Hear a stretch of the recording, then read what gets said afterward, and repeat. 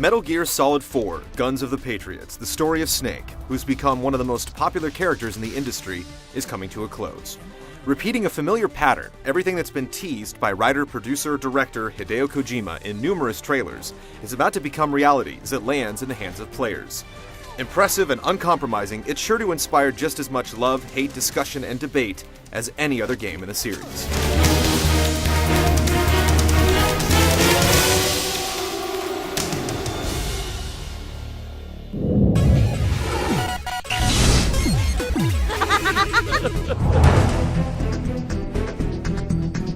The genetically engineered super soldier once known as Solid Snake has been transformed into Old Snake due to a rapidly accelerated aging process. While battling his condition, he has to travel around the world in pursuit of his brother Liquid, who's attempting a global insurrection through nanotechnology and the private military corporations, or PMCs, that have transformed modern war. I never thought it would be so easy, but these results...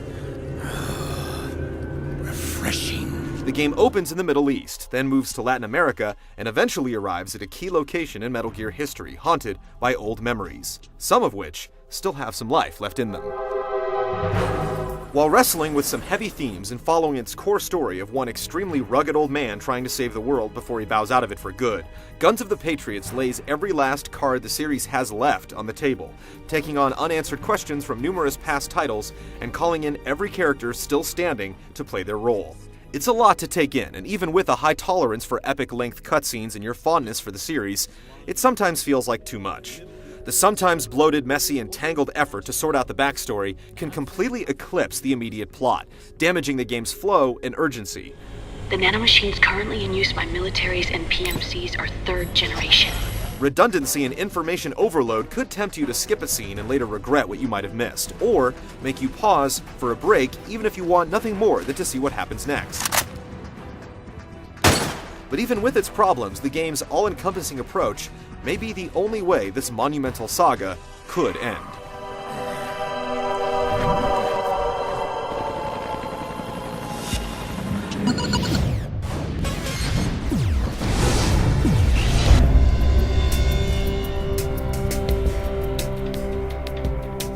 Metal Gear Solid 4 is a beast in terms of design, but it can still be described as a linear stealth action experience divided into several acts and spanning roughly 5 different environments. Through stealthy avoidance or direct engagement, your objective is to move from point to point on an essentially predetermined path in order to trigger your next objective and advance the story. Maps are fairly large but still very restrictive to the player's movement, and divided into smaller areas with obvious breaks, leading to old-fashioned and slightly demeaning escapes by loading screen. Luckily, the path you're meant to take is consistently interesting and rewarding with room for multiple gameplay styles. When you reach an objective marker, odds are that something significant is about to happen. The game offers a steady stream of loaded cutscenes, gameplay switch-ups, and tense battles, not to mention singularly odd moments, so the promise of what's to come will drive you forward. You'll make it through with the help of a few allies, the most important being your friend and tech support guy, Otacon. In addition to loaning out the infinitely useful Metal Gear Mark II robot capable of scouting out enemy positions and delivering the occasional electric shock, Otacon hooks you up with the Solid Eye imaging device and the user-friendly Octo Camo system, which automatically changes your camouflage pattern to match your surroundings, both significantly contributing to the game's stealth element. On the flip side of the equation, you have a man named Drebin, a flashy arms dealer with a pet monkey, who lets you instantly purchase and acquire new weapons or launder ID-protected weapons you pick up on the battlefield for personal use. High precision. Not like that government issue shit. Drebin can also customize weapons with lights, sights, grips, or an underbarrel grenade launcher or shotgun. You pay the bills by collecting weapons on the battlefield, which are automatically converted to points, making the system easy to use and take advantage of. If you need me, holla. You'll end up acquiring a ton of tools and weapons as you go along, including Playboy magazines, a handy oil drum, and some particularly elite gear from boss characters. Still, it's not just about the equipment you're packing, it's how you play the game. And there are a lot of ways to play.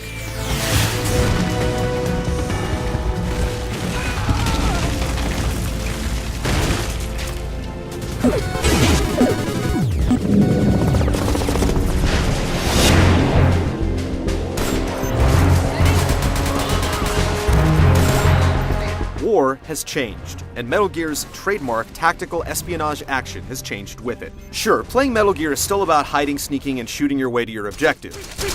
But the new high-tech gear like Octo Camo and the Mark II prove that time has brought Snake more than white hair and a mustache. The game's general controls, on the other hand, have remained more or less the same, although with more moves available to Snake, things may have actually gotten more complicated. You'll be faced with lots of squeezing triggers, pressing one button while tapping another, and gingerly manipulating the analog stick. Because control is both precise and complex, it's very easy to do something you didn't want to by accident, and it's painful to see the perfect setup blown in an instant. Mastery of the game is certainly possible, but it's not likely to happen in the first hour, or even your first playthrough. There's nothing wrong with the learning curve, but more intuitive controls could have made the overall experience a better one. Gadgets can help offset sneaking difficulties, but one area of control has been noticeably improved. When hiding is no longer an option, an over-the-shoulder view and your ever-growing arsenal of firearms will see Old Snake through. It's both easy and rewarding to slip into full shooter mode, running and gunning from a third-person view and slipping into first-person to line up a clean headshot.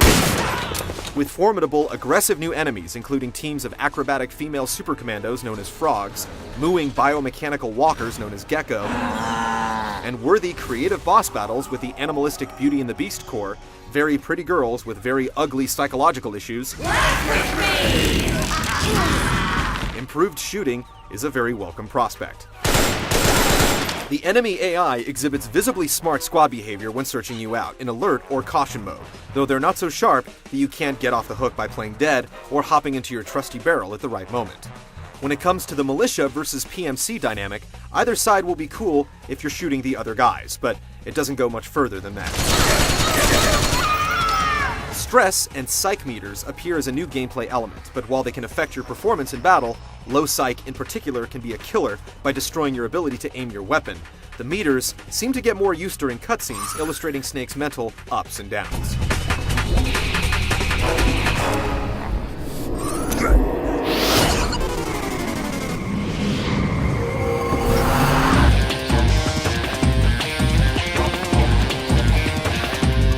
Every once in a while, if you look really closely, you may find a single blurry texture out of 100 crisp, razor-sharp details.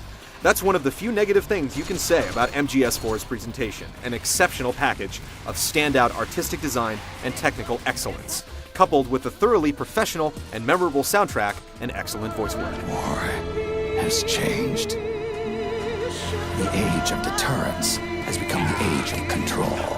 The number of unique objects, sounds, in-jokes, and Easter eggs is incredibly impressive. In a move that's telling of the game's confidence, you can zoom in and manipulate the camera at almost any time during cutscenes. The game effectively gives you a magnifying glass and dares you to find faults. It knows it looks good. The series has always depended on lengthy cutscenes to tell its story, and some are notably less entertaining than others. Dry, informational monologues and glorified slideshows can make you feel like you're attending some obtuse scientific lecture or watching bizarre late-night programming on the History Channel. You can fast-forward through codec chatter, put cutscenes on pause for a bathroom break, or skip the sequences completely, but missing large chunks of info won't make future cutscenes any easier to understand. On the more exciting end of the spectrum are tense standoffs, gloriously insane fight scenes, genuinely emotional moments, and some comic relief. These moments and the overall cinematic direction that frequently provides beautiful transitions in and out of gameplay are worthy consolations for players who, unlike devoted fans, won't watch every scene gripping their controller and waiting for a button prompt to trigger a still image flashback or briefly switch a camera angle. There's one more area where you'll need to invest a bit of patience to reap the eventual rewards. In addition to your initial install, switching acts requires an additional couple of minutes of installation, which Snake uses to take a smoke break. This means that loading a save game from a different act will repeat the process, but in-game loading times are kept to a minimum. It's a small hassle, but it's worth it.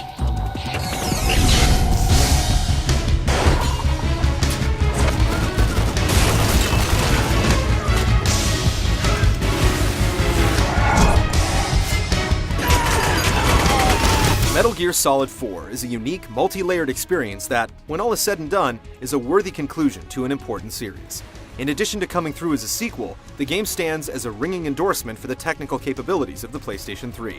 Some elements of the game aren't as progressive as its technology, but taken as a whole, it's still one of the most remarkable games of this generation.